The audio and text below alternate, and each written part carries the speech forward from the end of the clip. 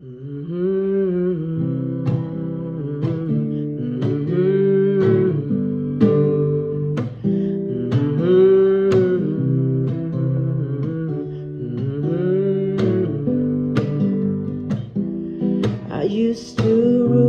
c'est son nouveau. Oh, moi aussi.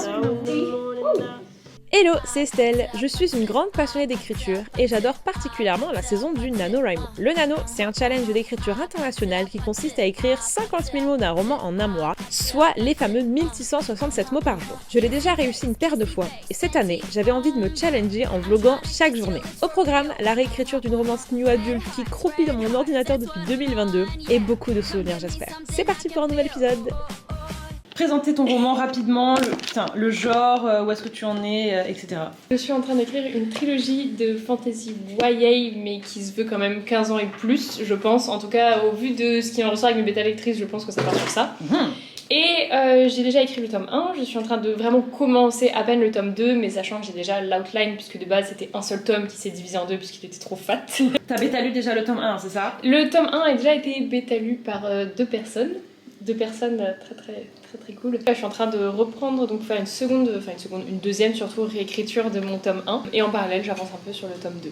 Voilà. Super. Est-ce que tu as un titre peut-être pour terminer? J'ai des titres, mais comme pour le moment je ne les assume pas, puisque même si je trouve que les titres de chaque livre de la trilogie ça fait catchy, les titres seuls pour le moment je trouve ça un peu ridicule, donc le temps que je sois en paix avec moi-même sur ça. Okay. Un bon courage pour l'écriture. Et moi toujours ma scène de transition, hein, de la même depuis hier. Donc aujourd'hui l'objectif c'est de sortir de la scène de transition pour arriver à une autre scène. Parce que la scène de transition c'est censé faire une transition, ça doit pas durer 4 jours. C'est quoi une scène de transition? C'est pas vraiment un truc giga intéressant, genre entre deux grandes batailles, tu vois. Pour moi, il n'y a pas de bataille, c'est la bataille des couples, on va dire. Now the old king is dead, long live the king. 1 minute I have the key.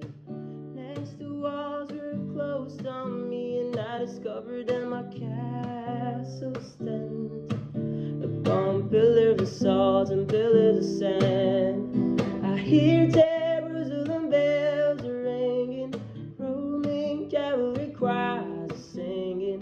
Be my mirror, my sword and shield, my missionary. Je vais m'arrêter là pour aujourd'hui. J'ai écrit 1200. Enfin, je suis pas en retard dans le nano quoi. En fait, ouais, cette scène elle me bug un peu.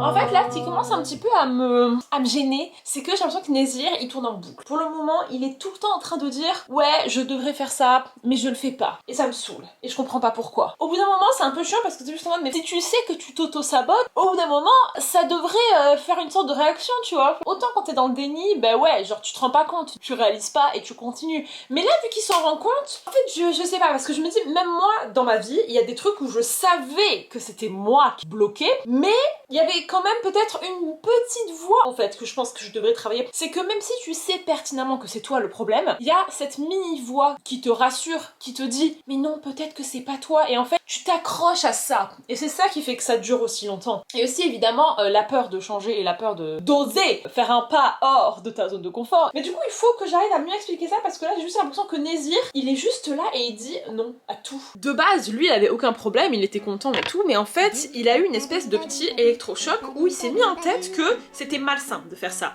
Prenait le dessus sur elle et qu'il utilisait son innocence et tout. Alors que Maya, elle lui a dit très clairement, moi je veux ça. Je suis une grande fille, si je te dis que je veux ça, ben je veux ça en fait. Genre ne commence pas à penser à ma place et à me dire que je suis pas capable de prendre une décision. Non, genre écoute-moi en fait. Il discute avec Adèle et Adèle lui dit mais attends Nézir, t'es en train de me dire que tu vas dire à une fille non on peut pas coucher ensemble parce que tu pourrais t'attacher à moi patati patata, alors qu'elle t'a clairement dit elle-même de base que le but c'était juste le coup d'un soir. Si elle t'a dit, elle est venue vers toi, elle t'a approché avec cette idée, et toi tu es en train de dire qu'en fait elle ne pense pas vraiment à ça, genre t'es complètement con tu vois. Et il lui dit mais non mais tu comprends pas, toi t'as jamais fait ça dans ta vie et tout, c'est pas aussi binaire que ça, il faut prendre en compte que peut-être elle va changer d'avis.